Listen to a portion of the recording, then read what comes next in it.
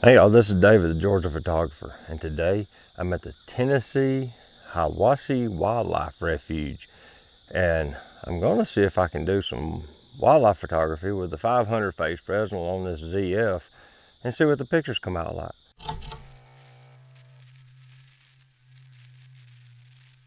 I am so out of practice on wildlife photography that I am struggling to just get a simple photograph. I was standing right over there just a minute ago and there was tons of little songbirds in the trees. I just couldn't find them in the lens. The background was really busy, but it wasn't. I'm just figuring it's my skill, because I see all these other photos where it's just tons of separation from the background, and you know, the photos just look glorious. And let's see if this bird lands on a weed like I'm hoping. Nope, flies way off. See, I'm out here where this field is, and these growed up fields, a lot of times the songbirds will land on the top of the weeds. And so, I'm trying to get a photo of that. I've got a few interesting little environmental photos with the setup, and they look pretty good in camera, so I'm curious to see how they look once I get them in the computer. I am currently working on solutioning a problem though. I have found that Darktable won't edit the ZF raw files.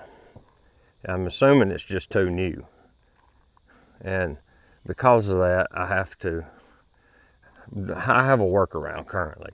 I'm about to work on that some more today and see if I can get that solutioned out to where I don't have that problem anymore. But yeah, the camera's essentially too new for Darktable to know what the file format is, which is kind of ironic because it's been out for like almost a year now, but it still don't work with the files.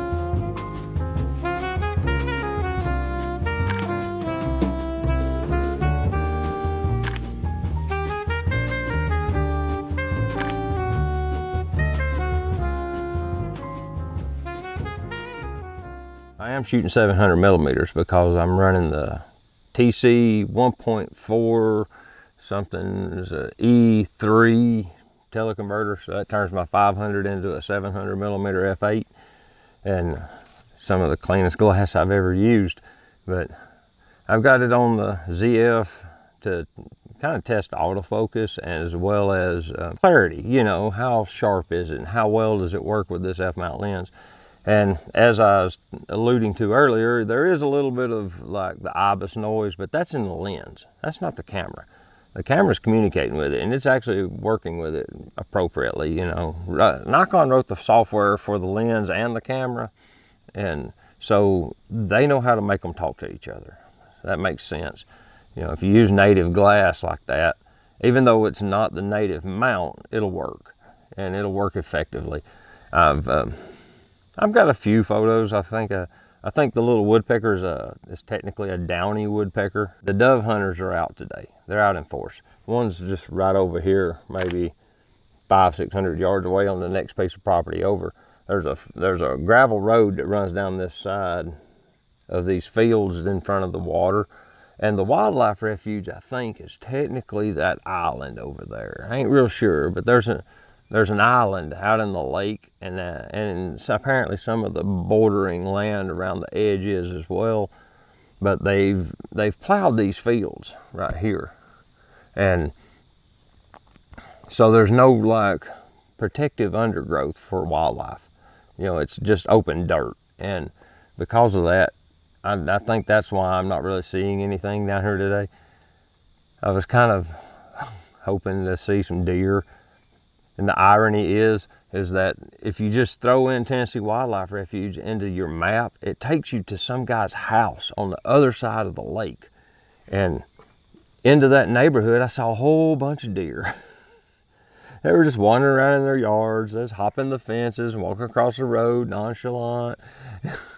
I get here, no deer, no anything other than some songbirds and one duck. Literally one duck. This is a really nice place, and I've got it all to myself. I'm the only person here today. Nobody else is here, and it's Labor Day. Everybody's off work, but nobody come out to do photos, and maybe they know something I don't, because I've took some pictures, but nothing to write home about, you know. And it's overcast, so it's partly cloudy. It's overcast right here, but right over there, let me just show you. The sun's shining just fine on that hillside, and you know, it's not here where I am. As far as this lens goes, I believe it's going to work fine. I think you just need to practice with it and to understand the focus systems. It just takes using them. I've got it on small group right now. Is it the ideal wildlife setup? I would not say so. I would say something more along the lines of the 180 to 600 Nikon super zoom and a D500 or a Z9 or maybe even a Z8. Something with some more resolution to give you better croppability, because you're going to crop a lot taking photos of songbirds. They just don't let you get that close. You don't fill the frame with them, okay? That's just the way it is. And you know, if you have a bunch more pixels to work with, then you know, it all works out to the better. This one being only 24, it really isn't suited to this kind of task. I was hoping to get some mammals. You know, I was looking for deer. I'm just going to wrap this up now. The camera system works and it'll get you by at a pinch. Would I prefer this? No, not at all. This isn't like the preferred system to do this with in any way, shape, or form. The lens is great and the camera is great, and combined they take good photos, but it's not the ideal tool for the job. There are better cameras, much better cameras. So honestly, a Z8, a Z9, something with 40 plus megapixels would probably be what I would try to like stick to. That way you got some cropping room and you can crop it down. The one day I'm here by myself, here comes the freaking lawnmower guy. Look at this crap.